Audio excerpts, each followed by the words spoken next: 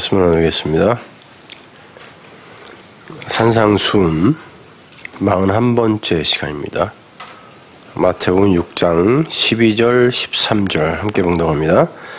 우리가 우리에게 죄 지은 자를 사하여 준 것 같이 우리 죄를 사하여 주옵시고 우리를 시험에 들게 하지 마옵시고 다만 악에서 구하옵소서. 나라와 권세와 영광이 아버지께 영원히 싸움나이다. 아멘. 이제 주기도문의 마지막 부분을 공부할 차례입니다. 이 내용들은 전부 앞에서 말한 하늘 양식인 그 셋이라는 떡, 그 셋이라는 떡이 무엇인지 이제 충분히 이해가 가시죠? 그 셋이라는 그 떡을 갖게 되었을 때 성도에게서 나타나게 되는 그런 현상들과 또 이루어지게 되는 성취되는 그런 현실들을 기록하고 있는 겁니다. 오늘은 그 중에서 용서에 관한 내용만을 다루어 보도록 하겠습니다. 집에 가서 빨리 개표 방송 보시라고. 관심이 없어요. 그런데 저도 투표했어요. 오바마. 미국 시민이라.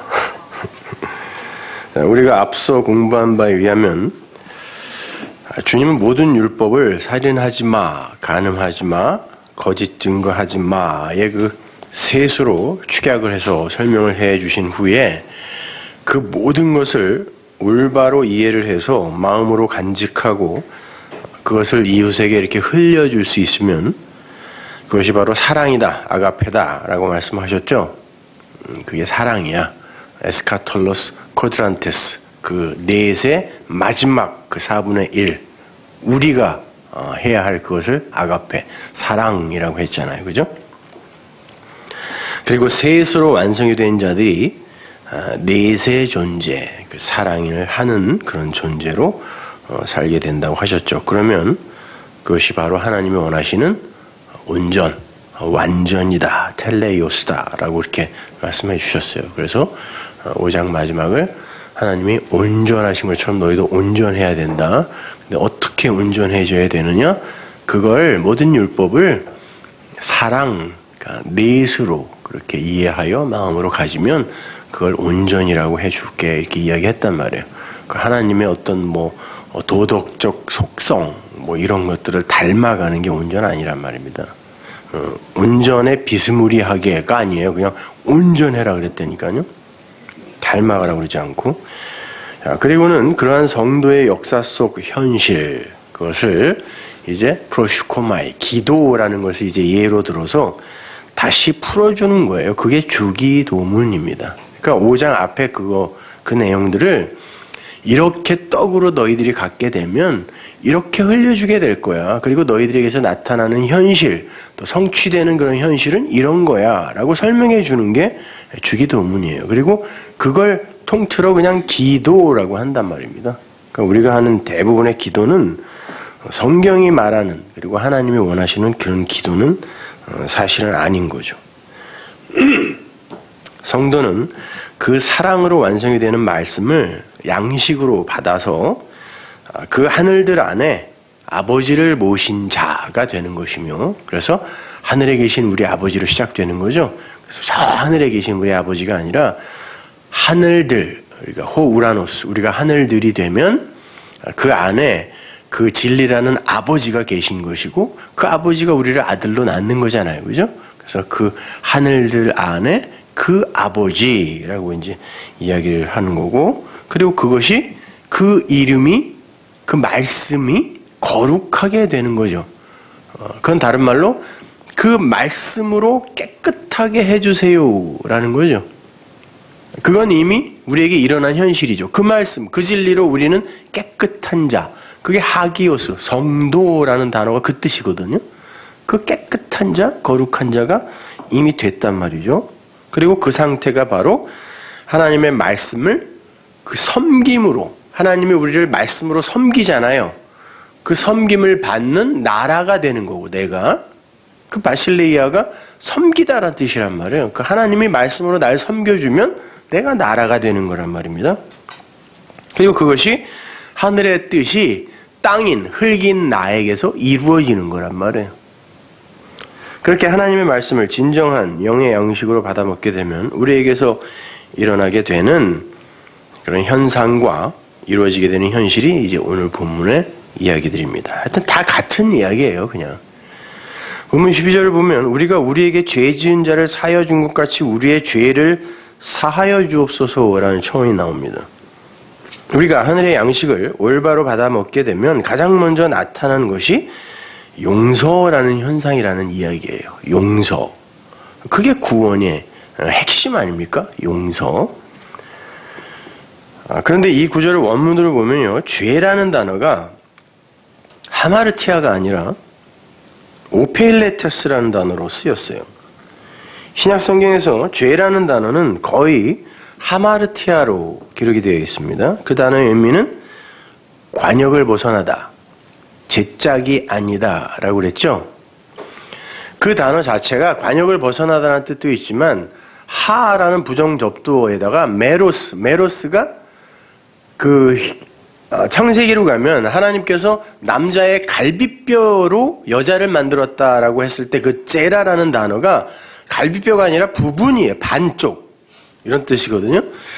그것이 메로스라는 단어인데 하하고 메로스예요. 그러니까 그 짝이 아니다. 그러면 죄예요, 그것이. 그 단어가 하마르티아거든요.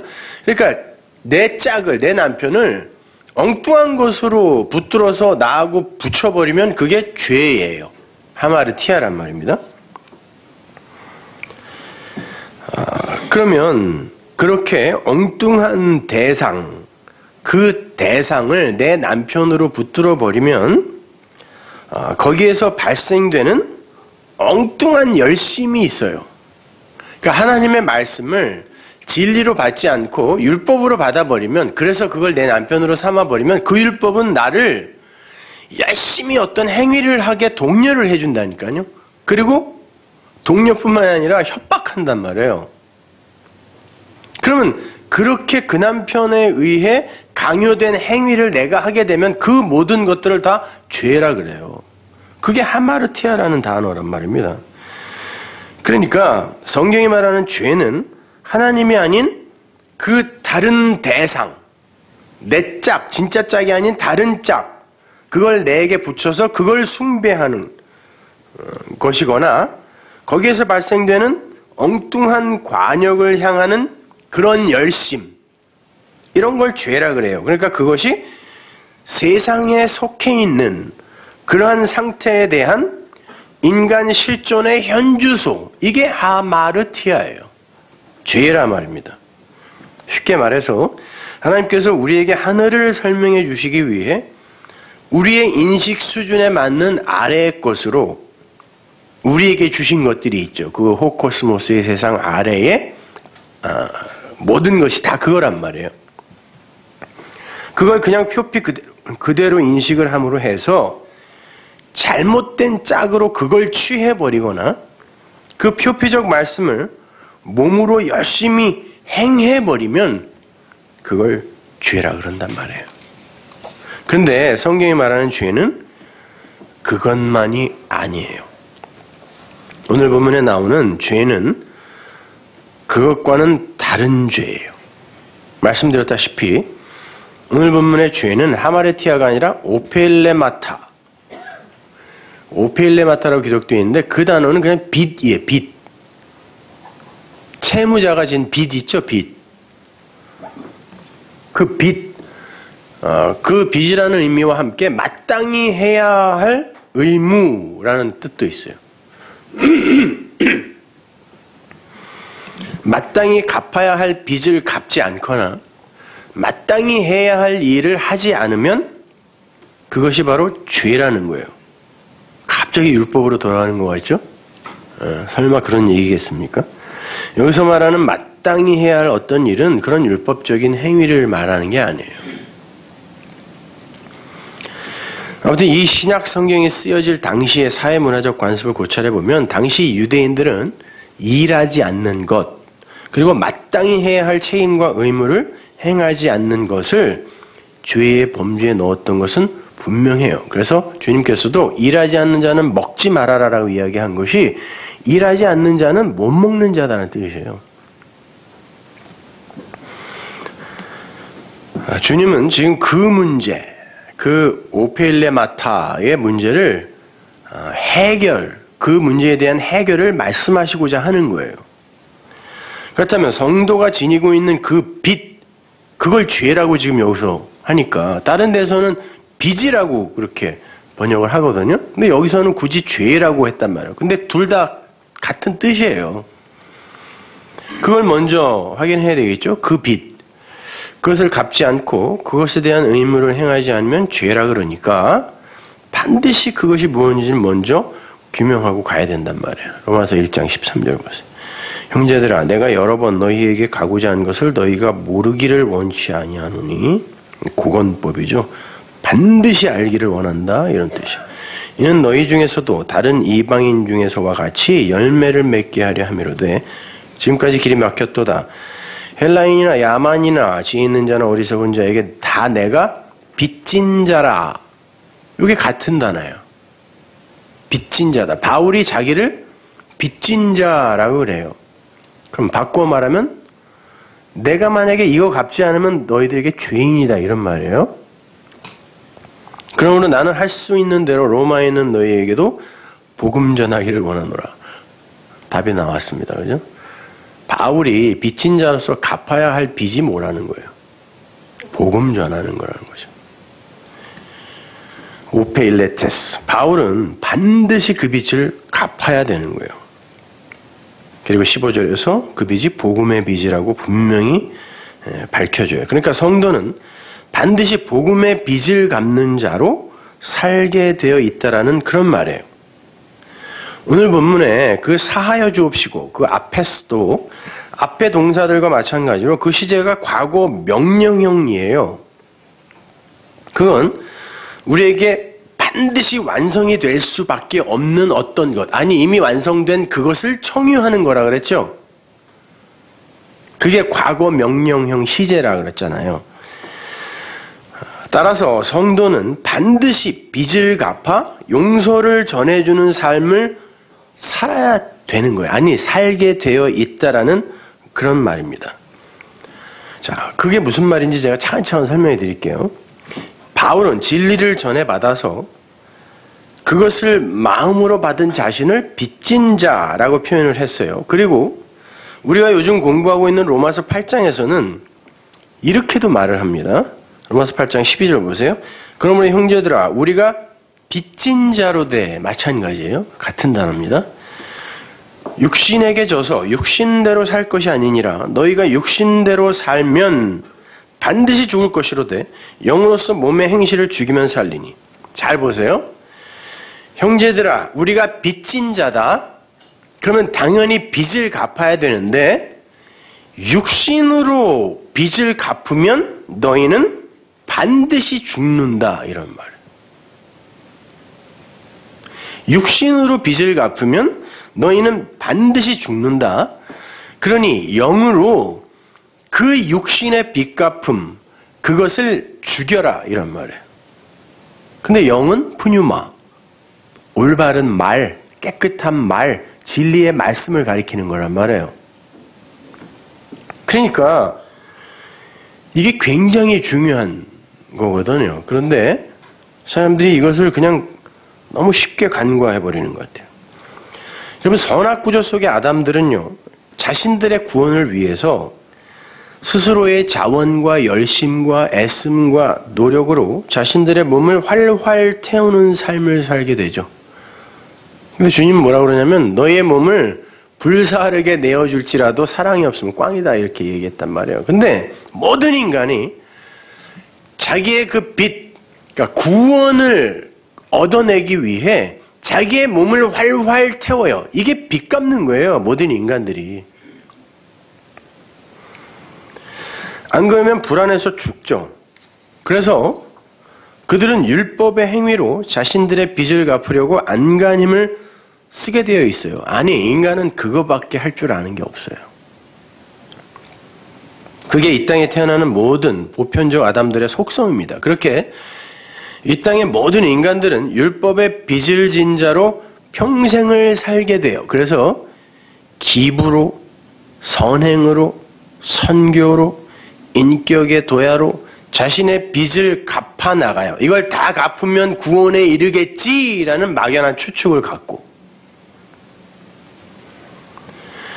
그리고는 그러한 것들이 조금씩 눈에 보이게 성숙한 모습으로 발전이 되고 또 주위 사람들로부터 괜찮은 평가를 받게 되면 마치 채무자의 빚이 조금씩 탕감되어 가듯 좋아해요. 이 빚을 안 져본 사람은 몰라요. 그 기분이 어떤지. 그렇게 모든 인간들이 빚쟁이처럼 살아요. 그게 율법주의의 세상이에요. 거기에서는 끊임없는 섬김, 빚 갚기의 행위만 난무하죠. 그런데 어느 날 하나님께서 친히 당신이 빚을 갚겠다고 내려오셨어요. 땅으로. 모든 인간들이 자기들의 빚을 갚겠다고 열심히 채무자의 삶을 살고 있는데 채권자인 줄 알았던 그 신이, 그분에게 우리는, 모든 인간은 빚을 갚아 구원에 이르러야 한다라고 생각하고 그 채권자에게 열심히 빚을 갚고 있었는데 채권자가 내려오더니 내가 채무자다라고 이야기를 하는 거예요. 내가 너희들에게 빚을 갚아야지 니들이 나에게 빚을 갚으면 그거는 진리가 아니다라고 이야기를 했단 말입니다. 나는 섬김을 받으러 온 게 아니라 내가 섬기러 왔다라고 이야기했단 말이에요. 근데 왜 자꾸 니들이 나를 섬겨? 내가 너희들을 섬기는 게 하나님 나라야 그랬단 말이에요. 내가 너희들에게 빚을 갚는 게 하나님 나라의 통치 방법이야. 하나님 나라는 너희들이 열심히 일해서 나에게 빚을 갚음으로 말미암아 운영되고 통치되는 곳이 아니라 내가 너희들에게 쏟아 부어주는 그런 곳이 하나님 나라다라는 거예요. 그리고는 당신에게 구하라고 하세요. 그 단어가 아이테오라고 했죠. 그 단어는 빚을 갚으세요라는 뜻입니다. 그러니까 나에게 구하라라는 건 뭐예요? 내가 채무자다라는 거예요. 구하라라고 시킨 건, 그러면 내가 갚으리라 그랬단 말이에요. 인간들이 혼란스러워하는 것은 당연한 거예요. 우주의 역사가 시작된 이래로 이 땅의 아담들은 피조물이 신에게 빚을 갚는 것이 마땅하고 올바른 신앙의 행위라고 철석같이 믿고 행해왔어요. 그래서 모든 종교들이 그런 방식으로 신앙생활을 하고 있는 거예요. 그분은 섬김의 대상, 두려움의 대상, 그거 안 갚으면 나에게 해코지 할지도 모르는 그런 분. 모든 종교의 신이 다 그렇죠, 뭐. 근데 신이 내려오시더니 내가 너희에게 빚을 갚는 것이 진리거늘 왜 너희가 나에게 빚을 갚으려고 그래? 그게 교만이다, 휘브리스. 니들이 니들의 자리를 모르고 니들 자리를 떠난 거야, 이렇게 이야기했단 말이에요. 그걸 휘브리스라고 그래요, 성경이. 그걸 교만이라고 번역했다니까요.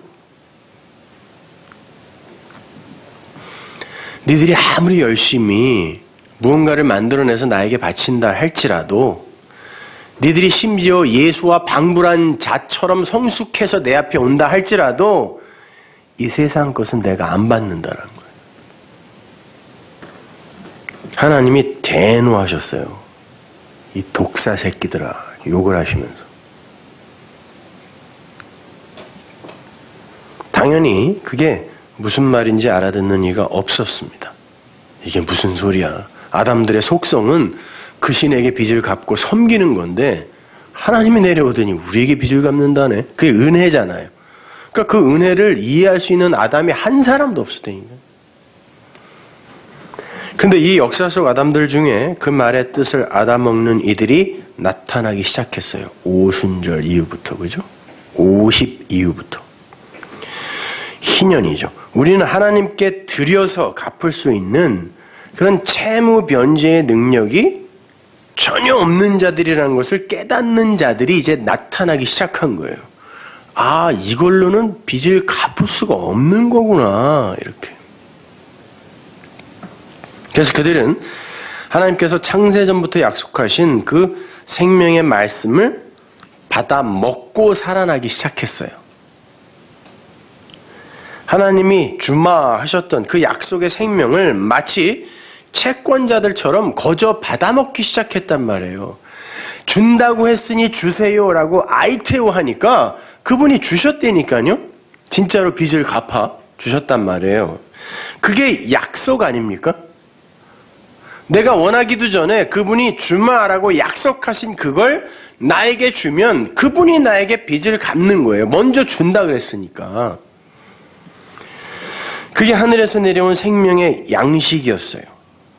그 양식을 잘 받아 먹고 나니까, 진리의 말씀을 복음으로 받아 먹고 나니까 그동안 자기가 갚아야만 하는 것이라 생각했던 그 율법의 빚이 하나하나 탕감되어 나가기 시작했어요. 이것도 아니네. 이것도 나에게 갚으라고 한 게 아니었네. 이 제사도 아니었네. 이 안식일 지킴도 아니었네. 이렇게 하나하나 탕감이 되기 시작한단 말입니다. 내가 갚아야 할 것이 있는 것이 아니라 하나님께서 나에게 쏟아부어 주시는 당신의 그 약속, 그 빚을 내가 받아야 살 수 있는 것이다라는 진정한 자유가 그들에게 퍼부어진 거예요. 그것이 바울이 로마서 8장 12절 이하에서 말하고 있는 영으로서, 그 진리의 말씀으로서 몸의 행실을 죽이는 것이에요. 그렇게 되면 그 영의 말씀에 의해 내 빚이 이제 모두 갚아지는 결과가 나타나겠죠. 물론 율법의 빚이요. 내가 이거 안 하면 하나님이 날 죽일지도 몰라, 나에게 벌을 내릴지도 몰라, 해코지 할지도 몰라 라고 열심히 행했던 그 율법의 빚, 이것이 진리의 말씀이 내게 들어오자 아니네, 하나님이 나에게 그걸 요구하신 게 아니었구나 라고 하나하나 알게 되면 나중에는 완전히 탕감될 거 아니에요. 그걸 용서라고 한다니까요.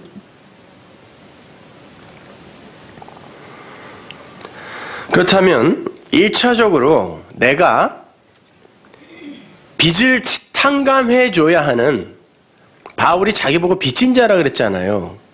그럼 내가 빚진 자예요? 그러면 내가 누군가에게 빚을 갚아 그 빚을 탕감해줘야 되는데, 1차적으로 내가 빚을 갚아 탕감해줘야 할 대상이 누구예요? 나입니다. 나. 내가 생명의 진리를 양식으로 갖게 되면 나가 제일 먼저 그 빚을 탕감받아요. 그래서 오늘 본문이 우리가 우리에게 죄 지은 자를 사하여 준 것 같이 우리의 죄를 사하여 주옵시고 인 거예요. 이 문장을 헬라 원문으로 다시 직역을 하면 이렇습니다.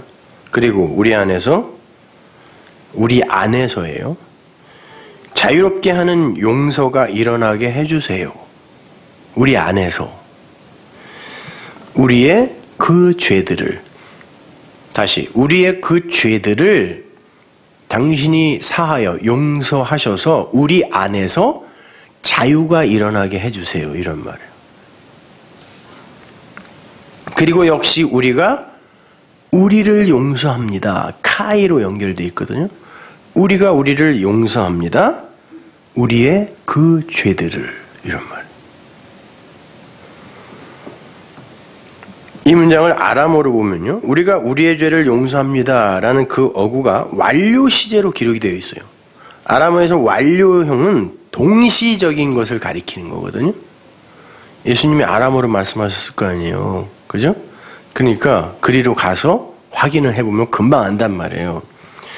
따라서 이 구절은 이걸 먼저 할 테니까 저것을 해주세요라는 이런 순서적 청원이 아니라 앞에 것과 뒤에 것은 동시에 일어나는 일이라는 얘기예요. 그래서 완료형으로 기록이 되어 있는 거죠. 그러니까 하나님께서 나에게서 빚을 갚으셔서 나의 빚이 탕감이 되면 나는 나를 용서할 수 있고 나의 죄에서도 완전히 자유롭게 풀려날 수 있다라는 그런 말이에요. 여러분 어떠십니까? 여러분은 여러분 자신을 용서하셨나요? 그게 구원받은 자의 현실입니다. 여러분이 진리의 말씀을 올바로 깨닫게 되면 제일 먼저 용서를 해야 하는 존재가 나란 말이에요. 나. 그래서 그가 자유로워지는 거예요. 그러면 그는 그 자유를 갖고 다른 이들에게 그걸 쏟아부어 흘려주어 그 용서를 그들에게 전해주는 거예요. 그래서 마치 내가 그를 용서하는 것처럼 성경이 그렇게 기록하고 있다니까요. 나는 단지 나를 용서한 그 말씀을 흘려준 것뿐인데.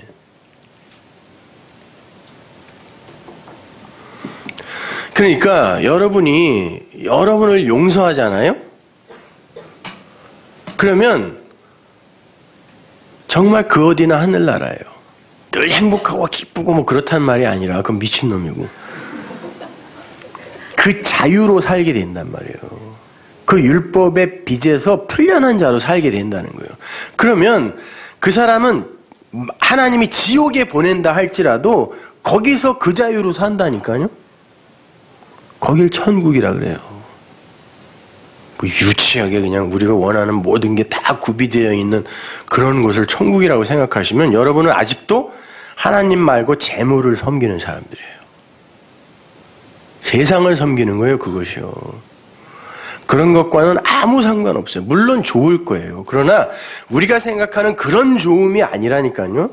상상할 수도 없어요. 그래서 하나님께서 그 하늘을 텅 비워놓은 거라니까요. 니들이 상상하는 그런 하늘 아니다라는 거예요. 그러니까 모든 보편적 인간들이 이 율법의 빚을 갚기 위해서 일평생 그 짐을 지고 수고와 환난 속에서 사는 빚쟁이들이라면 성도는 하나님의 그 빚갚기의 섬김, 그 아가페, 사랑이라 그러죠. 그 하나님의 빚갚기, 그 섬김, 그 사랑에 의해서 자신의 빚을 탕감받고 다른 말로 자신의 빚을 스스로 탕감해주고 자유롭게 풀려난단 말이에요.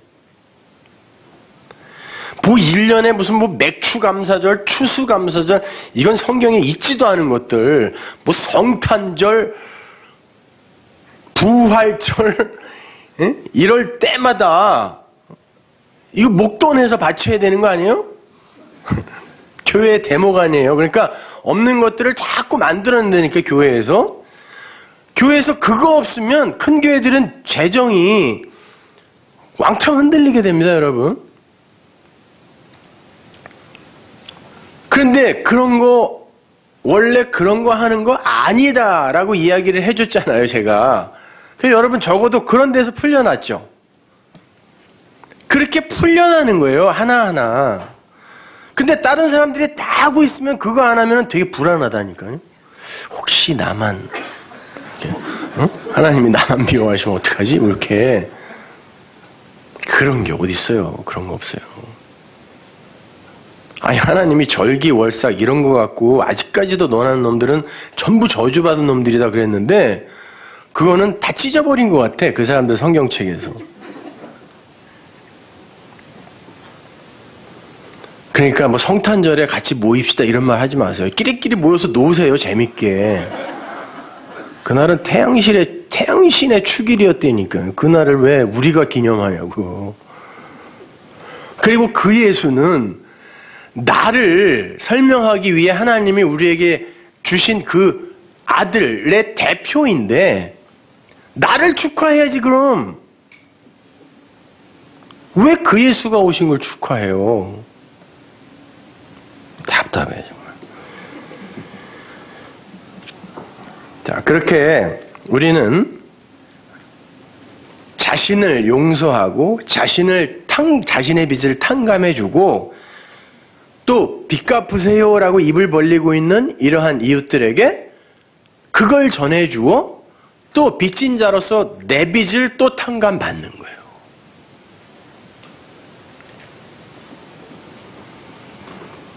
그러니까 그 채무자는 거룩한 채무자예요. 거룩한 빚진 자. 그래서 사도 바울이 너희들은 서로 빚지면서 살아라고 이상한 말을 한 거예요. 로마서 13장 8절 보십시오. 피차 사랑의 빚 외에는 아무에게든지 그 어떤 빚도 지지 말라. 근데 어떤 빚은 져라 그러죠? 사랑의 빚이래요. 그것도 빚은 빚이잖아요. 사랑의 빚은 져라. 남을 사랑하는 자는 율법을 다 이루었느니라. 그런데 왜 너희들은 율법으로 빚을 갚으려고 하고 사랑의 빚은 아무 관심이 없니? 이런 말이에요. 너희들은 왜 율법의 행위로 그렇게 열심히 빚을 갚으려고 하고 왜 사랑의 빚이라는 것에는 관심이 없어? 모든 율법은 사랑으로 완성된 건데 니들이 사랑으로 서로 빚을 갚으면 그 율법은 너희들하고 아무 상관없는 거라고 이야기하는 거란 말이에요. 간음하지 말라, 살인하지 말라, 도적질하지 말라. 이거 산상수훈 아닙니까? 탐내지 말라 한 것과 그 외에 다른 계명이 있을지라도 그걸 그 표피, 그 문자대로 지키면 안 된다는 거죠.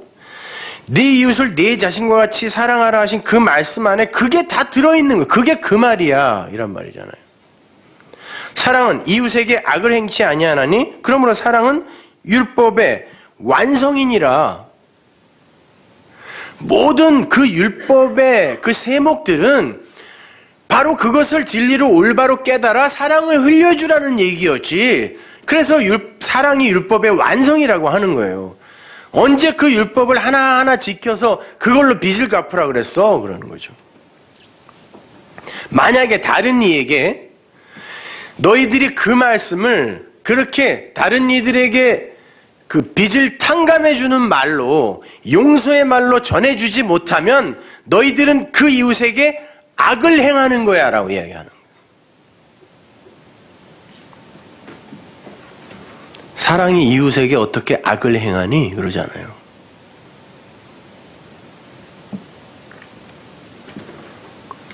사랑은 여러분이 아시는 것처럼 하나님의 진리의 말씀을 이렇게 서로 흘려주는 것을 이야기해요. 서로 빚진 자로 사는 거예요, 이것이. 그러니까 빚진 자, 이게 나쁜 게 아니에요. 성경에서 말하는 빚진 자는.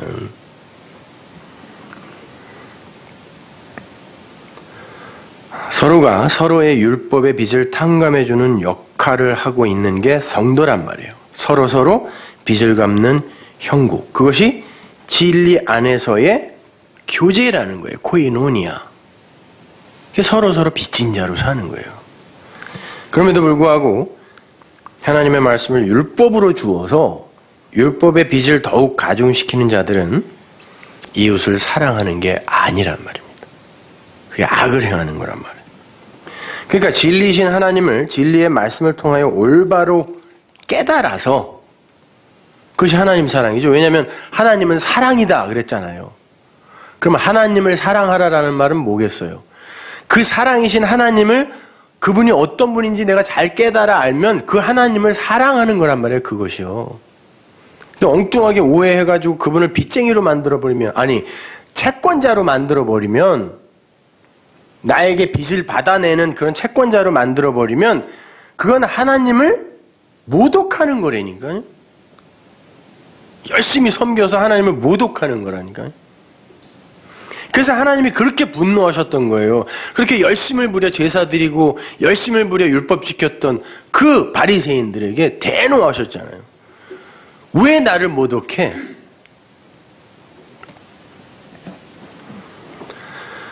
자, 그렇게 그 하나님을 진리의 말씀을 통하여 올바로 깨달아서 그것을 구하는 자들에게 잘 전달을 해주면 그것이 나에게 빚을 갚으세요 하는 자들이니까 내 빚을 갚는 일일 뿐만이 아니라 그들 자신의 율법의 빚도 갚아주는, 그죠? 서로 빚을 갚고 갚아주고 탕감해주는 그런 빚진 자, 거룩한 빚진 자들의 삶이다라는 거예요. 이렇게 우리는 하나님의 빚 갚으심의 일인 그런 자기 계시, 하나님이 자기를 계시하신 게 은혜를 우리에게 흘려주시는 거고 그게 생명의 말씀이고 그렇게 빚 갚으심의 일인 자기 계시, 즉 진리의 수혈을 통해서 우리의 빚을 탕감받고 하나님을 내가 그 탕감을 받는 즉시 나의 하나님은 나에 대해서 채무자의 자리에서 내려오시게 되겠죠. 그죠? 그게 내가 하나님을 하나님의 자리로 돌려드리는 거란 말이에요. 그분이 나에게 그 은혜를, 빚을, 약속을, 언약을 주셨어요. 흘려주셔서 내가 알았어. 깨달아 알았어요. 그걸 모르면은 그분은 나에게 있어서 영원한 채무자라니까요. 근데 내가 받았어요. 받아서 해결이 됐어. 탕감을 받았어요. 그러면 그분은 더 이상 나에게 있어서 채무자가 아니라 하나님이란 말이에요. 사랑이란 말이에요. 그분은 그때부터.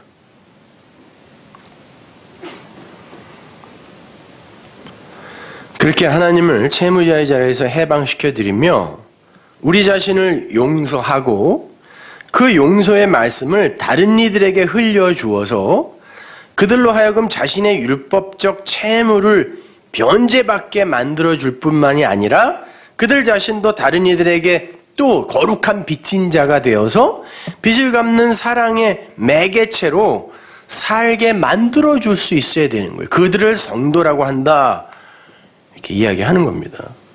그래서 하나님은 이런 말씀을 당신의 백성들에게 주셨던 겁니다. 마태복음 18장 35절. 너희가 각각 중심으로 형제를 용서하지 아니하면 내 천부께서도 너희에게 이와 같이 하시리라.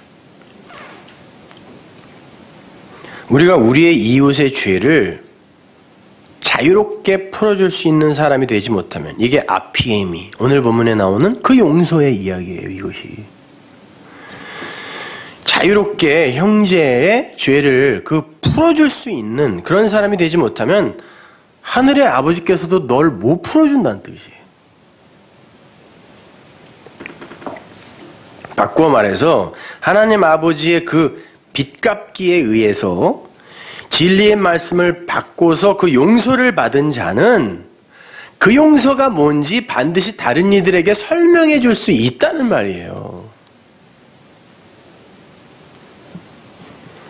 그럼에도 형제에게 자신을 용서하고 이웃을 용서할 수 있는, 사랑할 수 있는 그런 말을 주지 못하고 오히려 율법으로 얽어매는 말을 전해주는 자가 있다면 그가 어찌 하나님의 그 은혜, 하나님의 빚갚기의 그 은혜, 그 사랑을 경험한 자이겠느냐?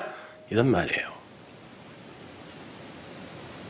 네 이웃이 너에게 해코지한 거 그거 용서 안 하면 하나님도 너 용서 안 한대.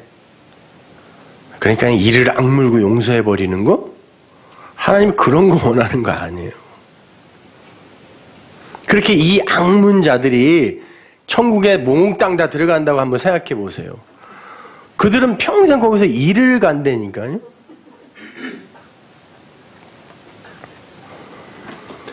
자, 이 말씀이 어떤 말씀의 결론인 줄 아세요? 너희들이 각각 중심으로 형제를 용서하지 못하면 천부께서도 너희 용서 안 해. 이 말. 이게 어떤 말씀의 결론인 줄 아세요? 1만 달란트 빚진 자, 근데 100데나리온 빚진 동관을 멱살을 잡고 감옥에 쳐넣어버린 그 어처구니 없는 그런 어리석은 종의 비유, 천국의 비유, 바로 밑에 결론으로 붙어있는 거예요.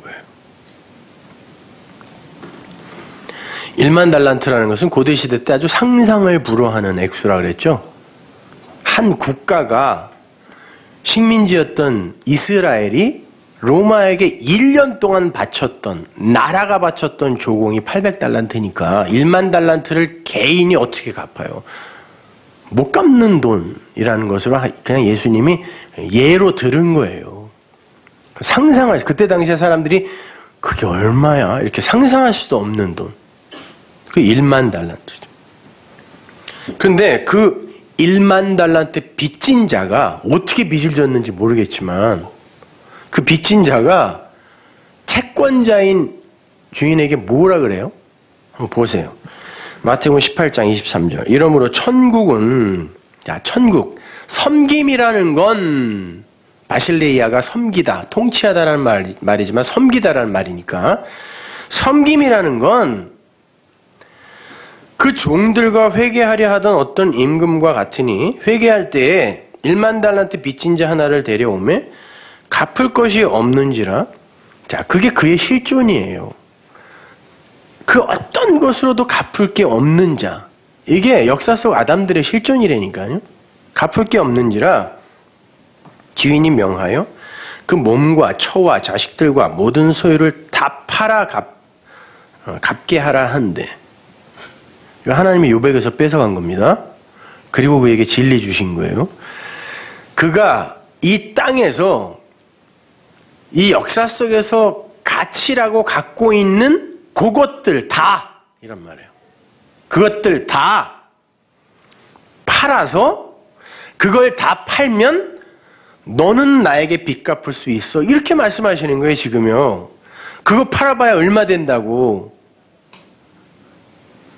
아니, 자식 마누라 팔아봐야 얼마 받아요. 근데 그거 팔면, 다 팔아오면 빚 면제해 줄게. 이렇게 이야기한 거예요. 자, 주님이 부자 청년에게 네가 가진 거 다 팔아. 푸토코스. 가난한 자들에게 주고 그리고 나를 따라. 그러면 영생이야 라고 이야기했을 때 그 다 팔아. 값진 진주를 찾아다니는 진주 장사가 값진 진주를 발견하면 자기 소유를 다 팔아. 그거 사죠. 그때 그 말이에요. 이게 다 팔아. 네가 여태까지 빚을 갚겠다고 네 소유로 갖고 있는 그 모든 율법적인 열매들 다 팔아. 내 빚 갚아. 이런 얘기예요. 그러면 갚는 거야 라고 이야기하죠. 그때 그가 뭐라 그래요? 25절 26절 그 종이 엎드려 절하며 가로되 참아주세요. 다 갚으면 될 거 아니에요. 그걸 판다는 얘기가 아니라 내가 갚는다니까 참으세요 그러는 거예요. 이것이 하나님의 심판대 앞에선 이 크로노스를 살아가는 이 세상, 이 땅의 아담들의 실존인 거예요. 이것이요. 갚는다니까. 내가 갚는다니까. 그때 이 임금이 그 나라, 그 섬김, 하나님의 빚 갚기가 무엇인지를 그냥 한 방으로 설명해 줍니다. 마태복음 18장 27절 보세요. 그 종의 주인이 불쌍히 여겨 놓아보내며 그냥 그 빚을 탕감해 줘요. 이걸 은혜라고 하는 거예요. 여기 불쌍히 여기다 스플랑크니즘아이라는 것은 주님께서 병자들의 병을 고쳐줄 때 있죠. 민망히 여기사. 이게 다 스플랑크니즘아이. 불쌍히 여기신다는, 긍휼히 여기신다는 거예요. 긍휼의 마음으로. 그 선한 서마리아인이 거반 죽은 강도 만난 자를 불쌍히 여겨 할 때도 그 단어예요. 스플랑크니즘아이. 탕자를 기다리던 아버지가 탕자가 돌아왔을 때 그를 불쌍히 여겨. 이거 같은 말이에요. 그러니까 이 불쌍히 여기다, 스플랑크니즘아이는 하나님의 마음이에요. 우리를 향하신 하나님의 마음. 불쌍히 여긴다니까요. 그래야 살아요.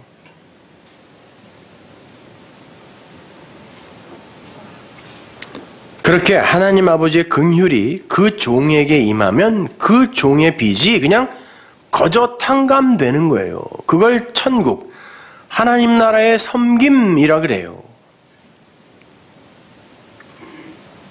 구원은 바로 이런 것이다 라는 말입니다. 그런데 그렇게 탕감을 받았다고 하는 자가 동관을 만나는데, 동관이란 같은 주인을 섬기는 종 이런 말이에요. 근데 그 동관도 빚이 있었어요. 1만 달란트 탕감을 받은 종이 그 동관의 목을 잡았다 그러죠. 이 푸니고라는 단어가 숨 막히게 하다, 질식시키다라는 말이에요. 히브리 사람들에게 있어서 숨, 호흡이라는 것은 생명입니다. 그리고 그 해라는 단어 자체가 말이라는 뜻이에요. 또 소리, 말 이런 뜻이죠. 그러니까 숨을 못 쉬게 질식시켰다라는 말은 그 내면에 이런 말이 숨어 있는 거예요. 악한 말로 그를 숨쉬지 못하게 죽이는 그런 형국인 거죠. 그죠? 목을 잡았다.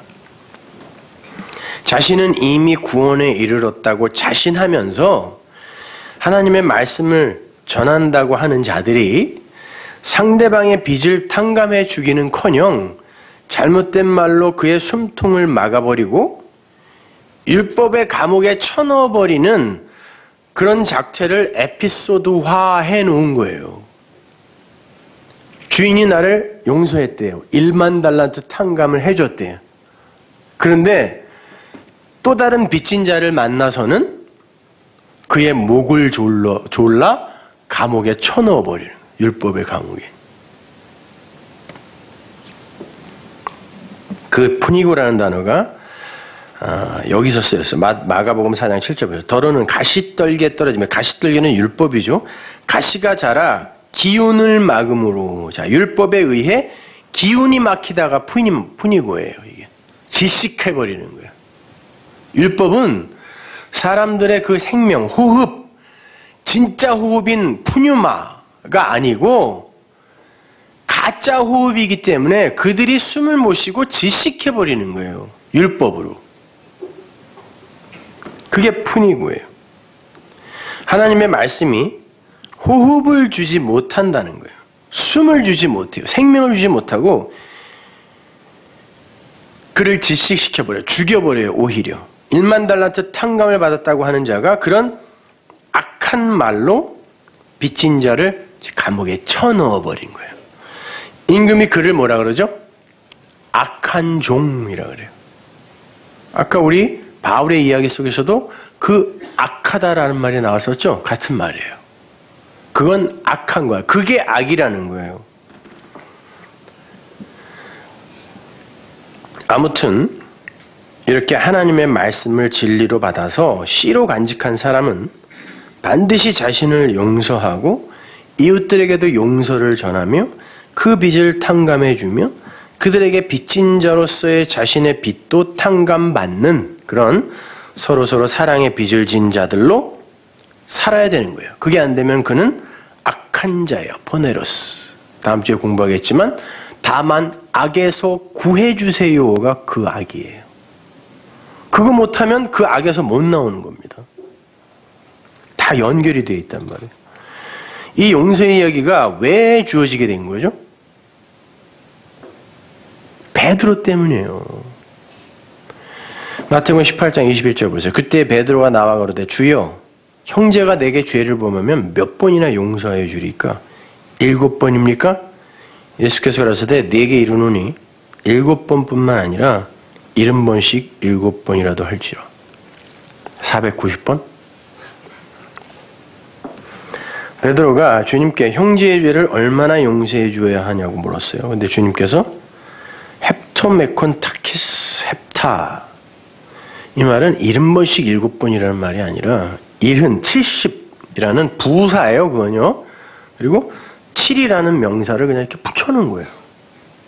70으로의 7 이런 거죠. 그죠? 굳이 번역을 하자면 70이라는 성격의 7로 아피에미, 오늘 본문의 그 단어와 똑같아요. 용서해, 자유롭게 해줘 이런 말. 쉬게 해줘. 여러분이 아시다시피 7이라는 건 안식의 숫자죠. 창세기의 7, 그 숫자 이야기하는 거예요. 당시 유대인들은 그 안식일, 그 7을 어떻게 지켜내고 있었어요? 율법으로 지켜내고 있었죠. 그 7을 율법으로 지켜내고 있었다니까요. 10으로, 율법으로 7을 알아야 되는데 이 7이라는 걸 10으로 이해를 하고 있는 거죠. 거꾸로 이해를 하고 있는 거예요. 율법을 통하여 안식에 이르겠다라는 아담들의 욕망을 나타내 보여주는 거예요. 그래서 7로 안식이 됩니까? 7이면 됩니까? 라고 물은 거예요. 그 행간을 보면 마침 베드로가 7번이요 라고 하니까 주님이 그걸 받아서 당신의 이야기를 하시라는 거예요. 하는 거예요. 너희들은 지금 그 안식을, 그 7을 율법으로 지키고 있잖아. 그 7은 안 된다는 거예요. 70으로의 그 7이어야 된다고 이야기를 하시는 거죠. 근데 이들은 구약에 능통한 자들이었기 때문에 그게 무슨 말인지 금방 알았다니까요. 여러분 70의 7이라는 게 어디에 나와요? 7은 2레니까 하루 이틀 다 쓰였어요. 2레 72레라는 말을 하신 거예요. 70의 7 여러분 한번 보세요. 제가 그때 숫자를 설명해 드릴 때 성경에 나오는 숫자 창세기에 7이라는 언약의 수, 안식의 수가 나온다 그랬죠? 근데 이거를 하나님이 우리에게 설명을 해줘야 되는데 이건 우리가 몰라요. 뭔지, 그 안식이 뭔지. 그래서 출애굽기에서 10계명을 주시죠. 율법을 주시죠. 율법을 주시는데 이것을 갖다가 5개로 설명해 주고 주님은 이걸 2개로 축약을 또 해주고 하나님 사랑, 이웃 사랑. 산상수훈에서는 이걸 3과 4수로 설명해 주죠. 살인, 간음, 거짓 증거, 그리고 그거 완성하는 게 사랑, 메시아 이렇게 설명해 준단 말이에요. 그래서 요게 되면 그게 7이다 이렇게 설명해 준단 말입니다. 그러면 이렇게 안 사람들이 12이 되는 거죠. 그들이 아들이란 말이에요. 아들. 12은 아들의 숫자니까.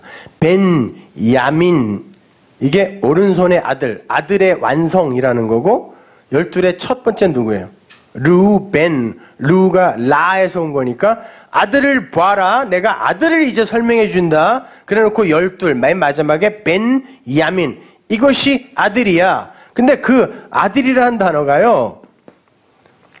이 단어가 송아지라는 뜻도 있어요. 황소의 새끼 이런 말. 그 탕자가 돌아왔을 때 아버지가 황소의 새끼, 이 송아지, 벤 이걸 잡았다라는 건 무슨 말이냐면 하나님이 그의 육을 잡아서 죽여버리고 예수를 상징하는 것이기도 해요. 황소의 진짜 그 소, 진짜 하나님의 아들이니까 그가 죽고 탕자가 살아나는 거거든요. 그거는 그 안에서 그 탕자, 그 둘째를 죽여버리고 아들로 살려내는 거거든요. 그러니까 벤야민, 오른손의 아들, 아들의 완성, 이게 12이란 말이에요. 12.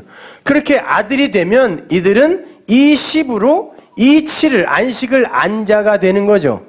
그래서 10으로 7을 안자가 되면 이게 70이 된단 말이에요. 그래서 12지파가 나와서 거기에서 70장로가 서게 되는 거고 12사도가 나중에 70으로 70명이 아니에요. 거기 보면 원문을 보면 그들을 70으로 보낸다 그래요.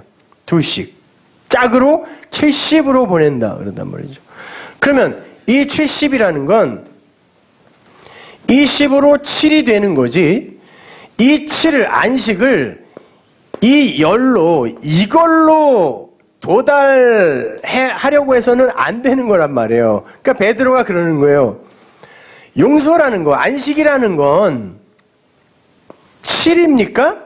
우리가 그가 알고 있는 건 율법으로 지금 7에 당도하는 안식일을 열심히 지키는 그거밖에 없단 말이에요.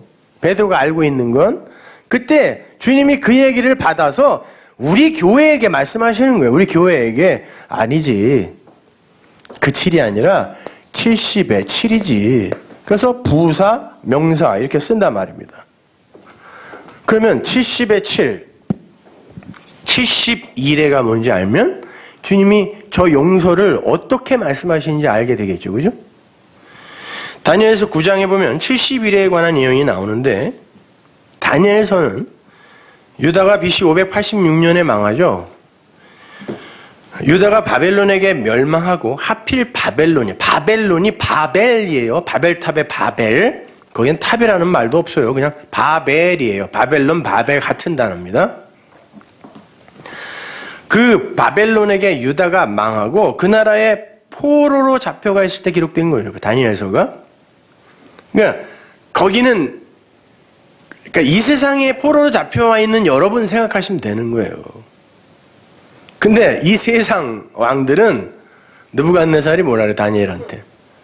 내가 무슨 꿈을 꿨다. 근데 생각이 안 나. 너 내가 무슨 꿈을 꿨는지도 맞추고 그게 무슨 뜻인지 설명도 좀 해줘. 그래요.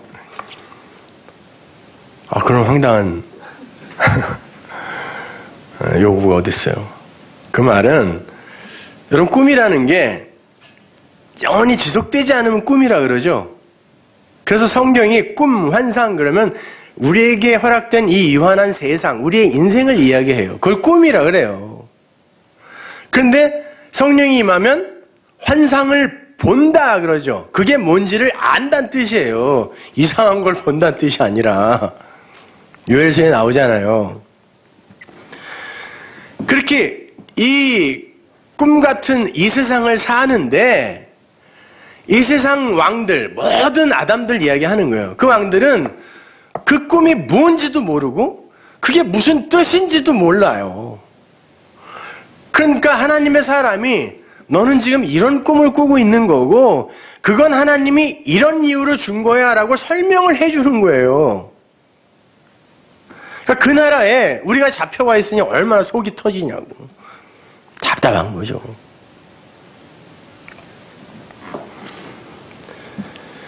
자, 바벨. 그 바벨이라는 건 바랄이라는 단어에서 나온 건데 그게 섞다라는 뜻이에요. 섞는 것은 항상 그러니까 누룩이 어디에 섞이면 항상 술이 나오죠. 술 그러면은 성경에서 섞인 것이에요. 섞여서 창작된 어떤 것, 인간 세상의 어떤 것. 그 섞으면 다 율법이 되는 거예요. 그러니까 하나님이 이런 걸로 줬는데 인간이 자기의 마음을 섞어버리면 인간이 소위 양심이라고 하는 그걸 섞어버리면 그 술이 된다니까요. 인간들을 미혹하여 홀려버리는 술, 섞은 거. 그걸 바벨이라 그래요. 그래서 거기에서 언어가 섞이는 일이 일어나는 거예요. 상징적인 거죠.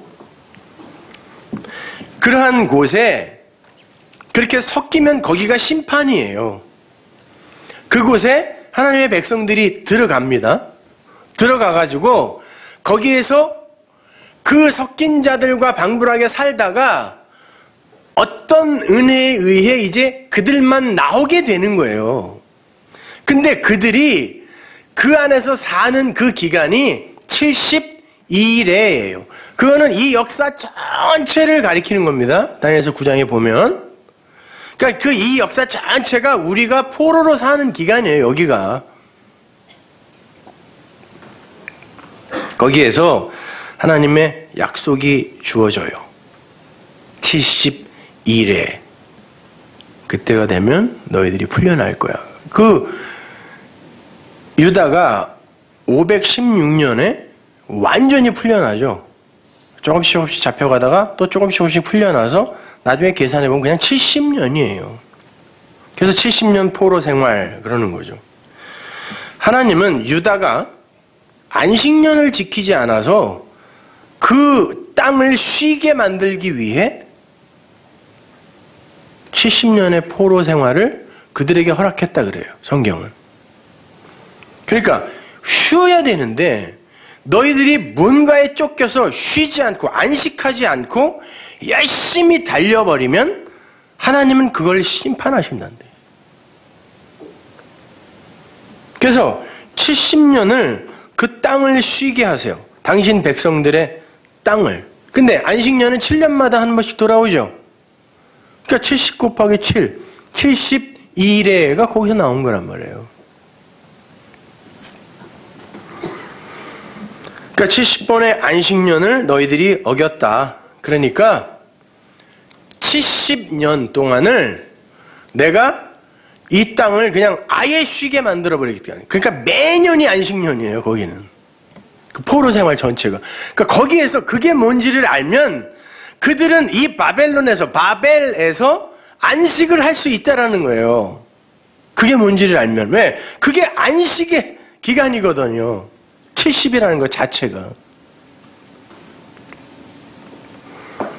안식이라는 건 너희가 열심히 율법으로 지켜서 너희에게 찾아오는 게 아니라 내가 강제로 너희에게 너희 땅을 혼돈과 공허로 텅 비게 만들어서 그 땅을 부정해버림으로 너희의 안식이 오히려 완성이 되는 거다를 보여주는 거예요.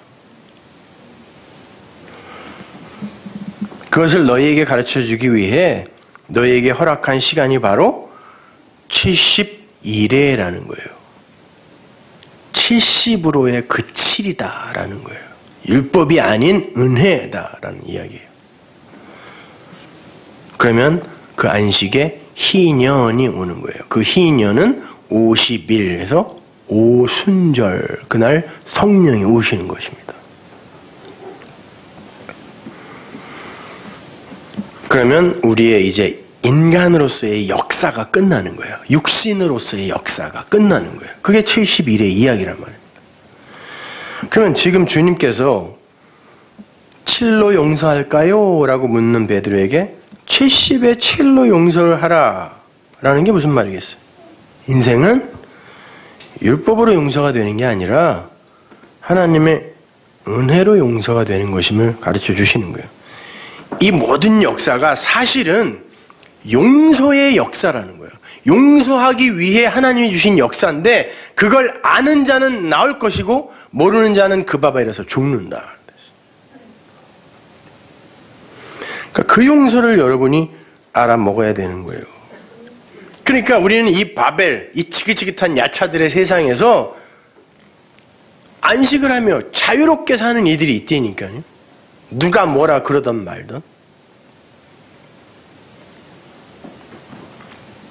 그래서 그 바벨이라는 단어가 섞다라는 단어와 뜻과 함께 기름 붓다라는 뜻을 함께 갖고 있어요.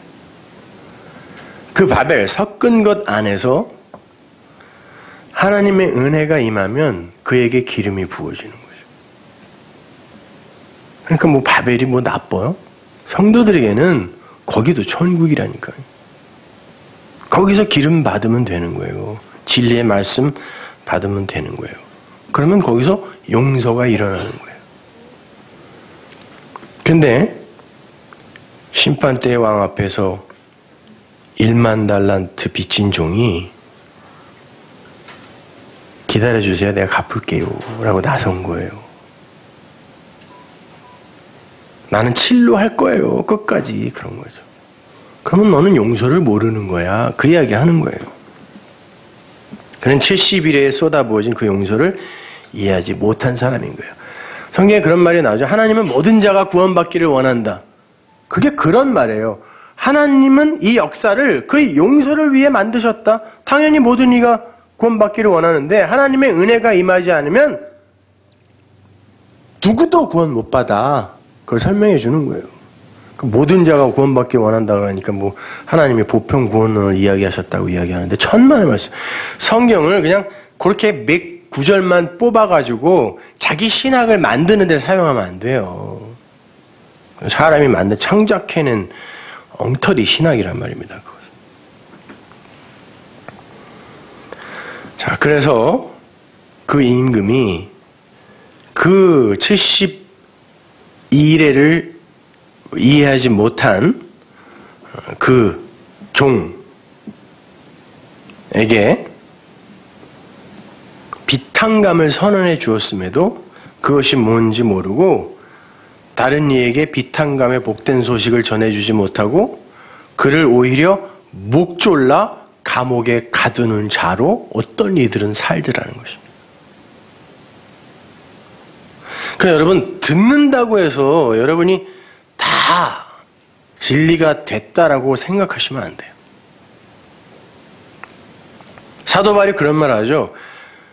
야, 내가 너희들에게 이 복음을 전하고 혹시 버림을 받는 자가 될까 하노라 라는 이런 말을 하는데 그게 무슨 말이냐면 사도 바울이 진리를 알고 나서 혹시 내가 이렇게 내 몸을 쳐서 복종하지 않으면 하나님이 나를 버리지 않을까라고 걱정했다라는 말이 아니라 너희들이 다 듣는다고 해서 그 듣는 것이 너희를 구원하지 못한다라는 그런 말이에요. 실제로 그렇다니까. 사람은요, 자기가 깨달았다고 하는 것을 확신으로 막 말할 때는 그 확신에 자기가 넘어갑니다. 내가 그걸 확신하고 있는 줄 착각해요. 자기가 그 얘기를 막 할 때는. 그런데요, 내가 그 이야기를 하지 않고 멈추잖아요? 그게 자기의 마음이 되지 않은 자들은 그때부터 불안하기 시작합니다. 그래서 루터나 스펄전이나 이런 사람들이 죽기 전에 하나님 혹시 나 이렇게 써먹기만 하고 지옥 보내려고 하는 거 아니에요? 이런 의심에 흔들렸던 것이 그런 연유에서 그런 거예요. 그러니까 단순히 여러분이 여기 와서 이걸 듣고 있기 때문에 나는 구원받았다라고 착각하시면 안 돼요. 그것으로 여러분이 여러분을 용서했는가? 그리고 그 용서를 남들에게 충분히 설명할 수 있는가? 자꾸 자기를 묵상하고 상고해 봐야 돼요. 나를.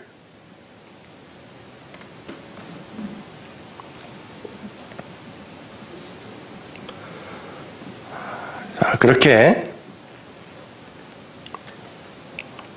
동관 100데나리온 빚진 자, 그를 용서해 주지 못한 그 자는 바벨에서 그저 바벨이라는 그 섞은 재료로 열심히 탑을 쌓고 있는 사람에 불과한 거예요. 그것을 하나님이 용서라는 것을 주었는데 그것을 진리로 읽어내지 못한 사람의 모형으로 나오는 거예요.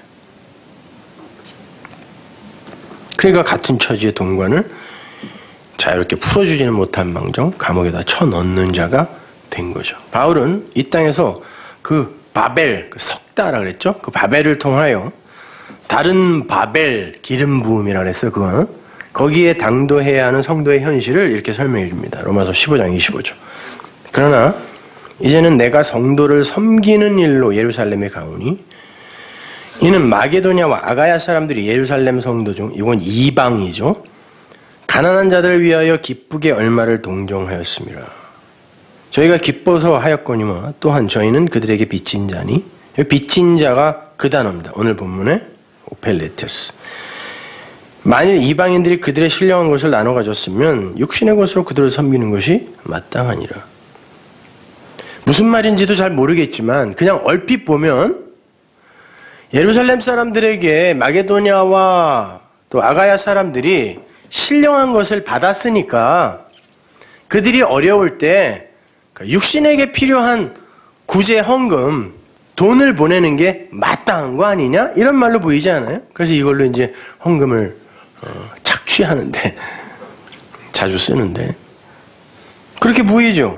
여기에 무슨 뭐 구제, 헌금, 돈이라는 단어도 없고 무슨 동정했다 이런 말도 없어요. 그냥 교제했다라는 말이에요. 코이노니아라는 단어예요. 그리고 여기에서 예루살렘의 가난한 자들이 페네스가 아니라 푸토코스입니다. 그러니까 예루살렘은 율법의 중심이죠. 거기에 있는 푸토코스, 심령이 가난한 자를 이야기하는 거예요. 절대적 가난. 그들에게 이방적인 어떤 것들이 가서 오히려 예루살렘 밖에 어떤 것들이 가서 그들을 섬기는 그 일을 하는 거예요. 그 일을 위해 내가 가겠다라는 그런 말이에요. 이것은요. 헌금 들고 찾아가겠다라는 말이 아니라. 그러면서 27절에서 그 섬김이 어떠한 방식의 섬김이 될 것인지에 대해서 이야기를 해요. 이걸 원문으로 보면요. 빚진 자들은 이방적인 것 안에서 어차피 우리는 이 땅에서 살기 때문에 그것이 진리로 해석되지 않으면 그걸 이방적인 것이라고. 에트노스가 여기선 중성으로 쓰인단 말이에요. 그러면 이방인이라고 해석하면 안 된다니까요. 그러니까 중성으로 쓰이면 그건 이방적인 것이라고 해석해야 된단 말이에요. 그러니까 이방적인 것 안에서 푸뉴마, 신령한 것으로 교제를 하는 자들이라는 거예요. 우리는 그 아래 것들 갖고 내 말 갖고 성경을 가지고 그 예수를 이야기하면서 그 안에서 그 신령한 것으로 전달해 주는 자들이라는 거예요. 그게 빚진 자들의 마땅하니라라는 단어도 빚값다라는 뜻이에요. 마땅하다, 당연하다라는 뜻이 아니라니까요. 빚진 자들은 그렇게 이방적인 것 안에서 영적인 것들로, 신령한 것들로 교제하는 자들이기 때문에 그들이 그렇게 하는 것, 그 육신적인 것 안에서 진리로 전해주는 그 행위를 하는 그것이 빚 갚는 거야 라는 말이에요. 이 말이요. 그러니까 당연히 여기 안에서 여러분들이 그런 것들을 가지고 그 진리를 설명해 주면 여러분이 그걸로 빚 갚는 거라니까요. 그들이 용서받은 자요 용서하는 자란 말이에요. 오늘 본문의 이야기가 그 이야기란 말입니다. 내 안에서 그 빚이 탕감되게 해주세요. 용서되게 해주세요. 그리고 나도 그렇게 되면 나도 나를 용서합니다. 나의 죄를 용서합니다. 이런 말이에요.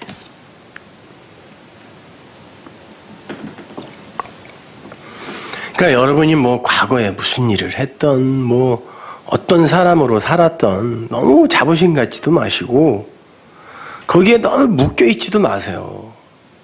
그건 교만한 것보다 더 나쁜 거라니까요.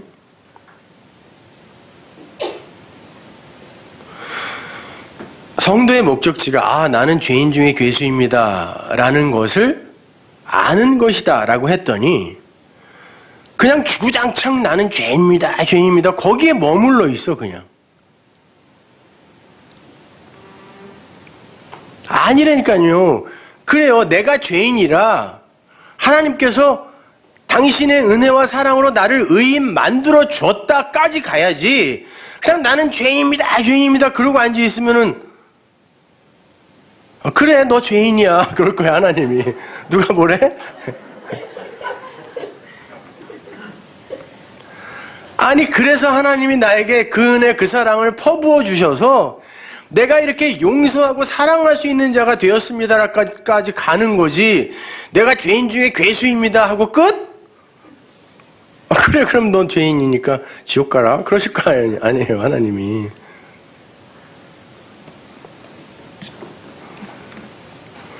자, 그게 오페일레테스 빚을 갚는 것이라는 거예요.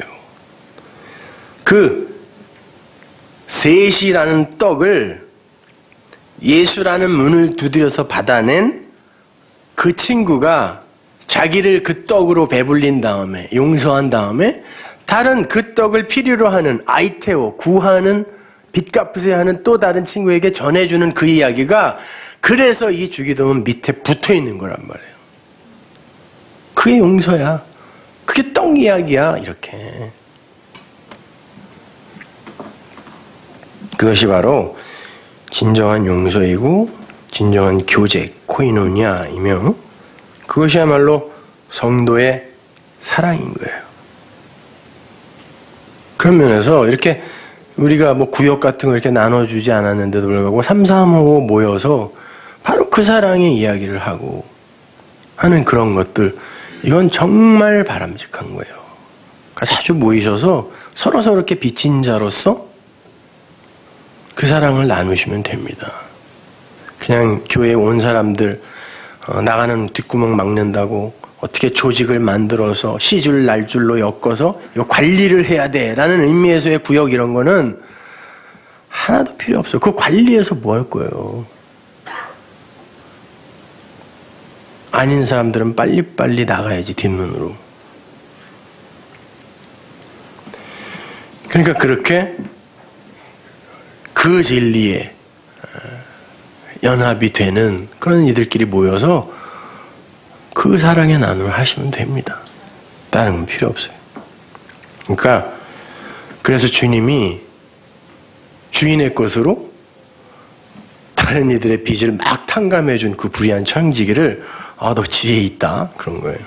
그게 지혜야 그런 거예요. 주님의 거 하나님이 나에게 주신 걸로 자꾸 이렇게 용서해줘 탕감해주는 거예요. 빚을. 하나님이 그 지혜 있어 그런 거예요. 그러니까 여러분도 그 일 하시면 돼요. 많이 용서하시며 사십시오. 많이 탕감해주면서 사세요. 그걸 하나님을 빚쟁이의 자리에서 하나님의 자리로 옮겨드리는 삶이라고 하고, 그게 영광을 돌리는 삶, 영화롭게 하는 삶이라고 하는 거예요. 그게 진짜 하나님을 사랑하는 겁니다. 엉뚱하게 섬겨서 사랑하려고 하지 마세요. 자, 우리가 우리에게 죄 지은 자를 사하여 준 것 같이 우리의 죄를 사하여 주옵시고. 잘 아시겠죠, 이제? 네, 다음 주에, 다음 거 하겠습니다. 기도하겠습니다.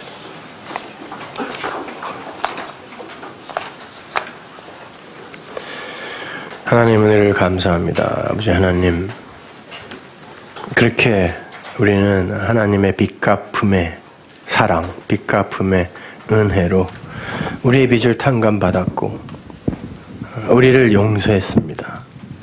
그 용서, 그 사랑을 다른 이들에게 또 흘려주어 빚진 자로서의 나의 빚을 또 갚게 하시고 그들이 그들의 율법의 빚을 탕감받는 기적이 일어나는 그러한 성원화 교회가 되게 하여 주옵소서.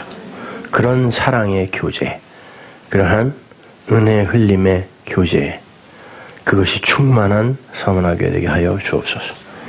예수님의 이름으로 기도합니다.